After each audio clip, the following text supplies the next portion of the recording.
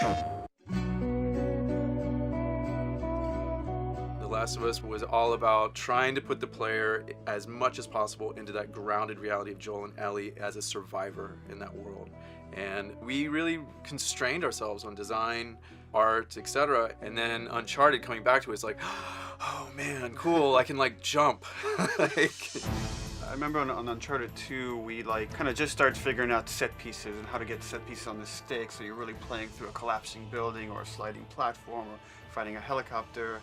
And then, moving on to The Last of Us, we were kind of really concerned with how do we take those set pieces, make it more intimate, but make them really parallel the story and the character arcs. And now coming back to Uncharted is like, okay, we can go epic again, we can go big, but we're really challenging ourselves, like, again, how do we mirror the character arcs? so we're taking what we've learned from Uncharted 2, evolved it to The Last of Us and bringing it back, but we're still keeping that pacing in the roller coaster, but at the same time it has to be driven by what's happening with the characters at that moment.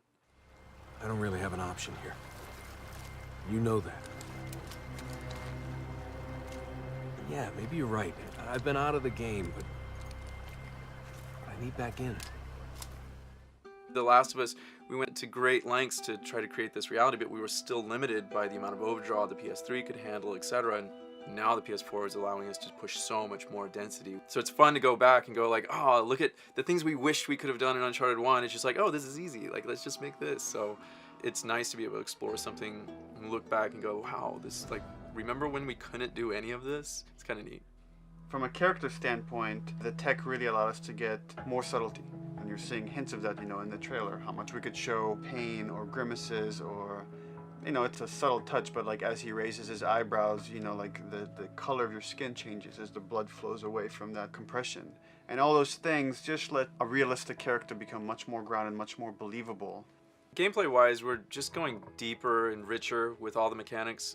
It's still going to be a roller coaster ride. It's still going to have that pacing. We still want you on the edge of your seat, but at the same time, we want to make sure that you as players, I as a player, want to play this thing and feel invested. And we want to make sure we have that with the epic, with the pacing, with the characters that we're known for. And our motto on Uncharted 2 was always keep it core. No matter how big the set piece gets, keep it on the control stick, keep the core system. So taking that into Uncharted 4 is like, okay, knowing we want to keep it core, how do we expand Nate's core moveset? How do we build more systems that will give the player more options, more ways to kind of approach, whether it's exploration, traversal, or combat?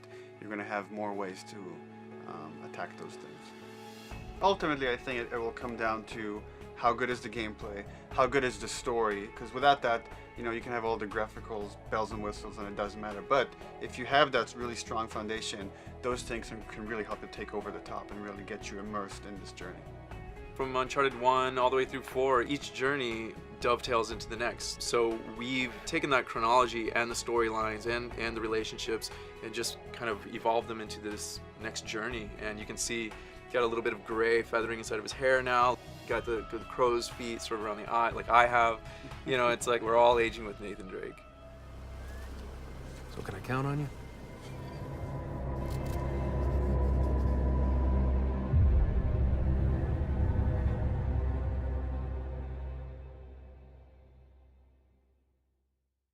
PlayStation